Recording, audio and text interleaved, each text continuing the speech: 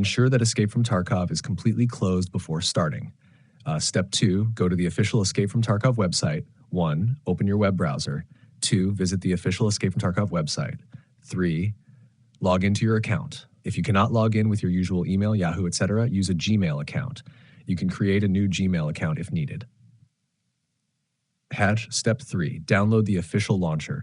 1, once logged in, go to Profile, Settings, Downloadable Content.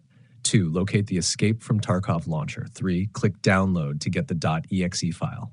Step 4, install the launcher. 1, run the downloaded .exe file. 2, click Yes to allow permissions. 3, follow the installation prompts. Next, install.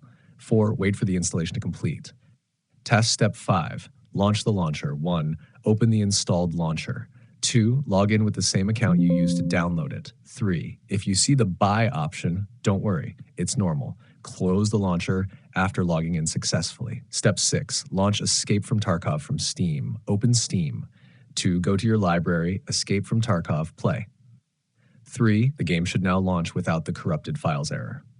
Step 7, optional, reinstall launcher in game folder. If the error persists, 1, run the Escape from Tarkov launcher.exe again. 2, click Yes to allow permissions.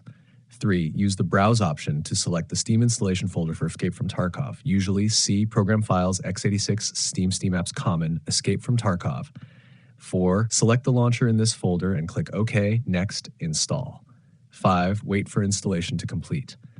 6, launch the launcher, log in again, then close it. 7, finally launch the game from Steam.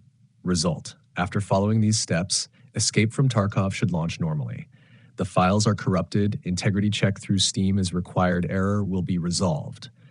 If you want, I can also